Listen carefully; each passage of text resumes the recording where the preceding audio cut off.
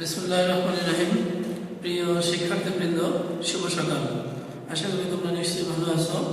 আমি মারুফ হোসেন, প্রফেসর ভূগোল, কাজী জহুরুল হক কলেজ। প্রিয় শিক্ষার্থীবৃন্দ, আমাদের আজকের মূল আলোচ্য বিষয় ভূগোল প্রথম পত্র, চতুর্থ অধ্যায়। মূল আলোচ্য বিষয় বায়ুমণ্ডল অর্থাৎ অ্যাটমসফিয়ার। অর্থাৎ আমরা আজকে বায়ুমণ্ডল সম্পর্কে আলোচনা করব। তো সেক্ষেত্রে প্রথমে আমরা জানবো যে বায়ুমণ্ডল কাকে বলে, বায়ুমণ্ডল কি, এবং বায়ুমণ্ডলের বৈশিষ্ট্য, বায়ুমণ্ডলের গুরুত্ব ইত্যাদি বিষয় সম্পর্কে আজকে আমরা আলোচনা করব। তো শুরুতেই বায়ুমণ্ডল কি বা কাকে বলে। তো বায়ুমণ্ডল হচ্ছে একটি মিশ্র পদার্থ, এবং বায়ুমণ্ডল বলতে আমরা বুঝি যে গ্যাসীয় উপাদান সমগ্র পৃথিবীকে বেষ্টন করে আছে, তাকেই বায়ুমণ্ডল বলে। অর্থাৎ বায়ুমণ্ডল হচ্ছে এমন একটি বিষয় বা এমন একটি পদার্থ যেটা বর্ণহীন, গন্ধহীন, স্বাদহীন। ইহা খালি চোখে দেখা যায় না, শুধুমাত্র প্রবাহিত হলে অনুভব করা যায়। অর্থাৎ বায়ুমণ্ডল একটা সারা বিশ্বে জালের মতো আঁকড়ে ধরে আছে। বিজ্ঞানীরা ধারণা করেছে এই বায়ুমণ্ডলের বয়স প্রায় 35 কোটি বছর, এবং বায়ুমণ্ডল ভূপৃষ্ঠ থেকে উপরের দিকে 10,000 কিলোমিটার পর্যন্ত বিস্তৃত। এবং বায়ুমণ্ডলটি, এই যে টোটাল বায়ুমণ্ডল, এই বায়ুমণ্ডলটি ভূপৃষ্ঠ থেকে উপরের দিকে অর্থাৎ 97% পদার্থই বায়ুমণ্ডল 30 কিলোমিটারের মধ্যেই সীমাবদ্ধ। আমরা যদি এখানে একটু দেখি, যদি এটাকে ধরে নেই যে এটা ল্যান্ড সারফেস, যে ভূপৃষ্ঠ, এটা যদি আমাদের ভূপৃষ্ঠ হয়, তাহলে সেক্ষেত্রে এই ভূপৃষ্ঠ থেকে উপরের দিকে বায়ুমণ্ডল এখানে আমরা দেখেছি 10,000 কিলোমিটার পর্যন্ত বিস্তৃত। কিন্তু এই বায়ুমণ্ডলের 97% পদার্থই, 97 ভাগ পদার্থই 30 কিলোমিটারের মধ্যে সীমাবদ্ধ। অর্থাৎ 30 কিলোমিটারের মধ্যেই কি 97% পদার্থই সীমাবদ্ধ। অর্থাৎ এই বায়ুমণ্ডল এমন একটি বিষয় যেটা সারা বিশ্বকে জালের মতো আঁকড়ে ধরে আছে, জাস্ট লিঙ্কেড সবসময়। তো সেক্ষেত্রে আমরা জানি যে বায়ুমণ্ডল একটা গুরুত্বপূর্ণ পদার্থ। এটা মানবজাতি, উদ্ভিদকুল, প্রাণীকুলের জন্য একটা গুরুত্বপূর্ণ বা জীবন বাঁচাতে এটা সক্ষম।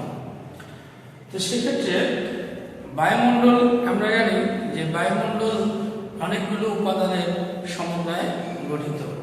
তো সেক্ষেত্রে এই বায়ুমণ্ডল হচ্ছে এমন একটি পদার্থ যেটা মাধ্যাকর্ষণ শক্তির প্রভাবে বায়ুমণ্ডল পৃথিবীর গায়ে লেগে থাকে, এবং এটি আবর্তনের সঙ্গে সঙ্গে আবর্তিত হয়। আমরা এ পর্যায়ে শিখব যে বায়ুমণ্ডল বেশ কিছু উপাদান দ্বারা গঠিত। যেহেতু বায়ুমণ্ডল অনেকগুলো গ্যাসের মিশ্রণ, এবং এই মিশ্রণ থেকে যে কোনো গ্যাসকেই আলাদা করা যায়। তো সেক্ষেত্রে বায়ুমণ্ডলের উপাদানগুলো আমরা এখন আলোচনা করব।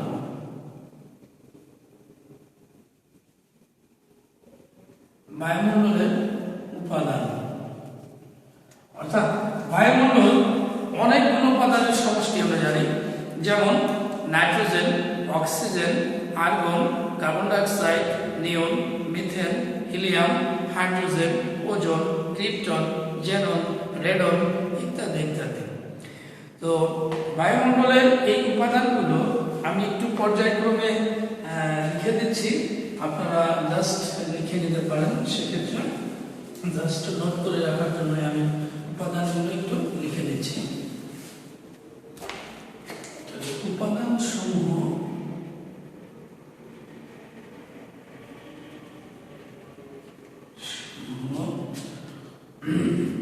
যথাক্রমে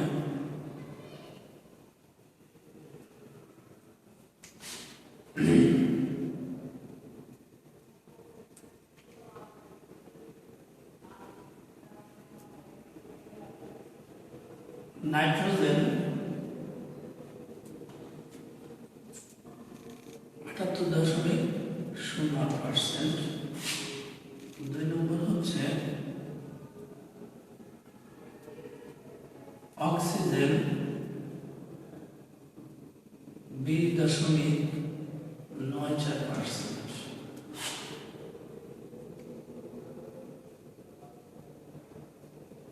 আগুন 0.93%।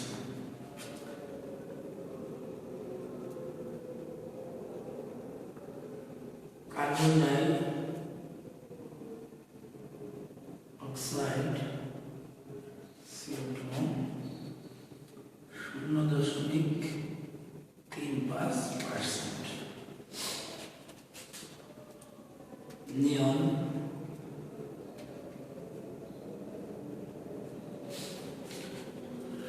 0.0018%।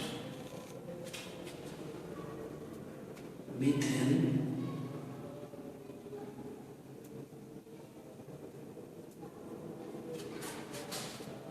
0.0017%। হিলিয়াম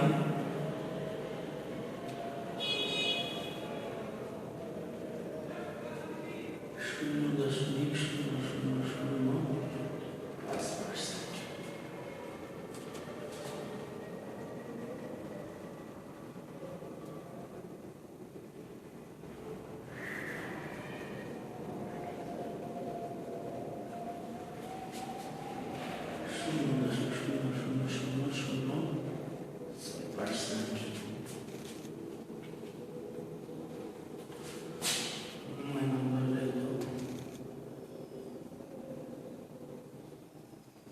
ওজন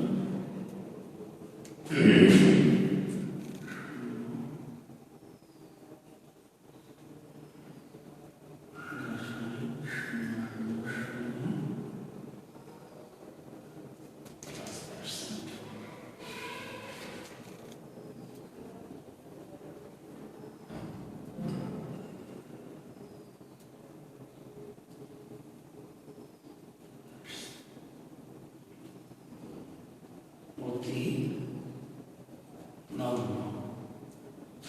টোটাল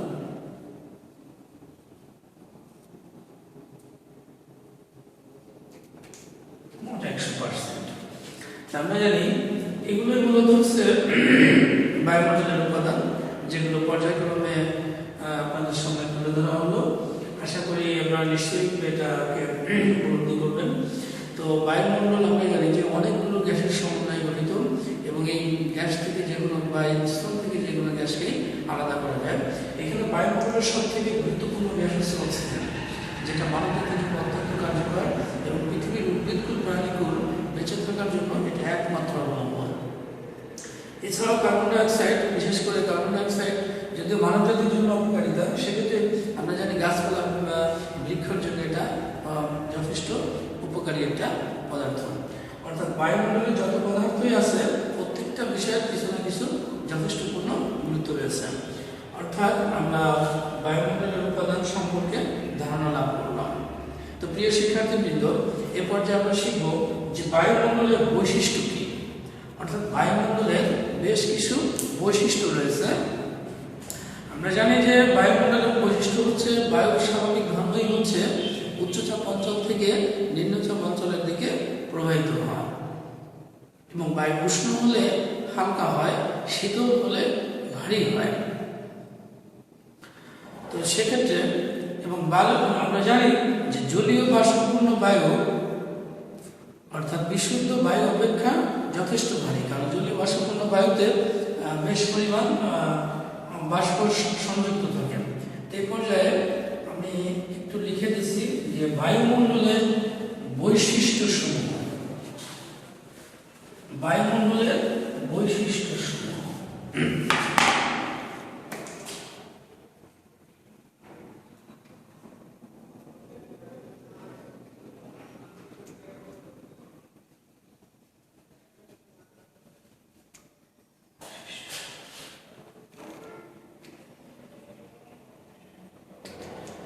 বায়ুমণ্ডলের বৈশিষ্ট্য সমূহ হচ্ছে, এক নম্বর যে বায়ু উষ্ণ হলে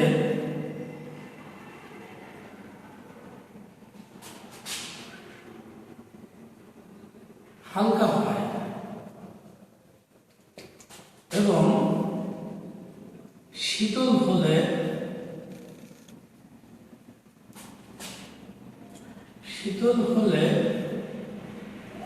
ভারী হয়। আর বায়ুমণ্ডলের স্বাভাবিক ধর্মই হচ্ছে, আমি মুছে দিলাম এগুলো, আর বায়ুমণ্ডলের স্বাভাবিক ধর্ম হচ্ছে, বায়ুমণ্ডলের স্বাভাবিক ধর্ম হচ্ছে উচ্চচাপ অঞ্চল থেকে নিম্নচাপ অঞ্চলের দিকে প্রবাহিত হয়।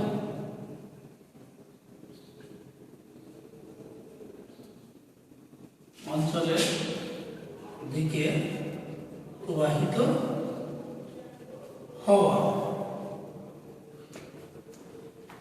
আরেকটি বিষয় হলো যে বায়ুমণ্ডলের যথেষ্ট বৈশিষ্ট্য রয়েছে, যে আমরা জানি যে বায়ুর স্বাভাবিক ধর্মই হচ্ছে কি, সে উচ্চচাপ অঞ্চল থেকে নিম্নচাপ অঞ্চলের দিকে প্রবাহিত হয়। আবার বায়ুর চাপ কমে গেলে, বায়ুর চাপ যদি কমে যায়, তাহলে বায়ুর চাপ কমে গেলে বায়ু প্রসারিত হয়, হালকা হয় এবং শীতল হয়। এবং আমরা জানি যে জলীয় বাষ্পপূর্ণ বায়ুতে জলীয় বাষ্পপূর্ণ বায়ুতে জলীয় বাষ্পপূর্ণ বায়ুর তুলনায় বিশুদ্ধ বায়ু হালকা। আর জলীয় বাষ্পপূর্ণ বায়ুটাই ভারী বেশি, বিশুদ্ধ বায়ু হালকা হয়। এবং বায়ু সবসময় চাপ দিয়ে থাকে, এবং বায়ুর কাজই হচ্ছে যে বায়ু উচ্চচাপ অঞ্চল থেকে নিম্নচাপ অঞ্চলের দিকে প্রবাহিত হয় এবং নিম্নচাপ অঞ্চল থেকে আবার উচ্চচাপ অঞ্চল দিকে প্রবাহিত হয়। অর্থাৎ বায়ু তার সমতা রক্ষার্থে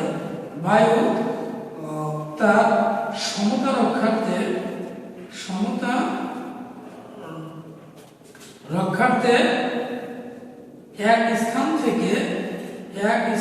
থেকে অন্য স্থানে প্রবাহিত হয়।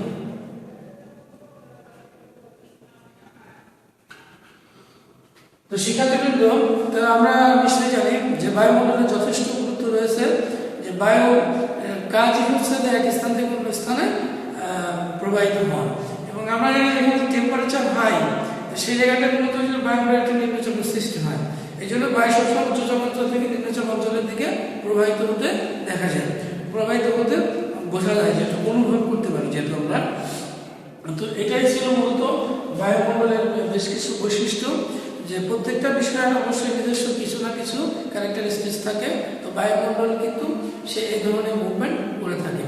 আর টোটাল যে বায়ুমণ্ডলটা, এটা ল্যান্ড অর্থাৎ ল্যান্ড সারফেস থেকে ভূপৃষ্ঠের উপরের দিকে প্রায় 10,000 কিলোমিটার পর্যন্ত বিস্তৃত।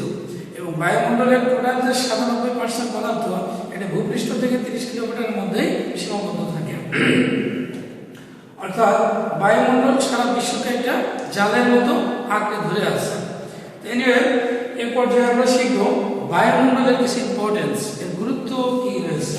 তো বায়ুমণ্ডলের গুরুত্ব আমরা এখন শিখব, যে বায়ুমণ্ডল আমাদের কি কি উপকারে আসে। বায়ুমণ্ডলের গুরুত্ব। প্রিয় শিক্ষার্থীবৃন্দ, আমরা জানি যে বায়ুমণ্ডল উদ্ভিদকুল, প্রাণীকুল, মানবকুলের জন্য অত্যন্ত একটা উপকারী বস্তু। বায়ুমণ্ডল সমগ্র পৃথিবীকে জালের মতোই বেষ্টন করে আছে। অর্থাৎ বায়ুমণ্ডল এমন একটি পদার্থ যেটা মাধ্যাকর্ষণ শক্তির প্রভাবে বায়ুমণ্ডল পৃথিবীর গায়ে লেগে থাকে এবং এটি আবর্তনের সঙ্গে সঙ্গে আবর্তিত হয়। বায়ুমণ্ডল আছে দেখেই, এই মাধ্যাকর্ষণ শক্তি আছে দেখেই আমরা ছিটকে পড়ে যাচ্ছি না। বায়ুমণ্ডল আছে দেখে আমরা চলাফেরা করতে পারি, কথা বলতে পারি, একে অন্যের কথা শুনতে পাই। এবং বায়ুমণ্ডলের উপকারিতা এতই যে মহাকাশ থেকে উল্কাপিণ্ড সরাসরি আমাদের কোনো ক্ষতি করতে পারে না, কারণ এখানে সে বায়ুমণ্ডল থাকার কারণেই কিন্তু মহাকাশ থেকে উল্কাপিণ্ডটা এসে পড়লে কিন্তু সেটা ভস্মীভূত হয়। অর্থাৎ একমাত্র বায়ুমণ্ডলের কারণেই সেটা আমরা সেই বিপদ থেকে আমরা বাঁচতে পারি। এবং বায়ুমণ্ডল আছে দেখে আমরা সহজে চলাফেরা করতে পারি এবং আমরা ছিটকে যাচ্ছি না। অর্থাৎ একটা গ্র্যাভিটেশন শক্তির কারণে মূলত পৃথিবীর সবসময় ভারসাম্যটা ঠিক থাকছে। এবং এই বায়ুমণ্ডল আছে দেখে আজ পৃথিবীটাকে একটা সঠিক মাত্রায় চলতে বেশ ভূমিকা রাখছে। এবং বায়ুমণ্ডল না থাকলে আমরা যে আকাশের রং কালো হয়ে যেত।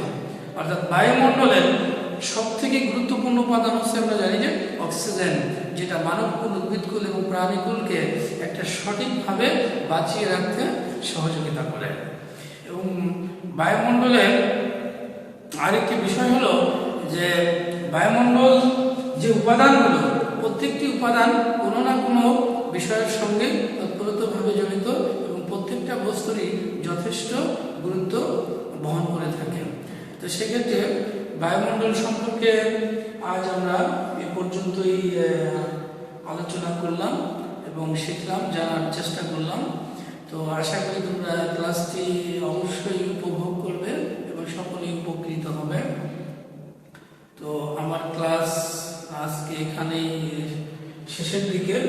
তো কারোর যদি কোনো প্রশ্ন থাকে, সেক্ষেত্রে তোমাদের কোনো প্রশ্ন থাকলে শিক্ষার্থীবৃন্দ, তো অবশ্যই তোমরা আমাকে কমেন্টে লিখে জানাতে পারো। আর সকলে বাইরে বের হলে মাস্ক পরে বের হবে, স্বাস্থ্য সচেতন থাকবে, এই আশাবাদ ব্যক্ত করে আমার ক্লাস এখানে শেষ করছি। ধন্যবাদ।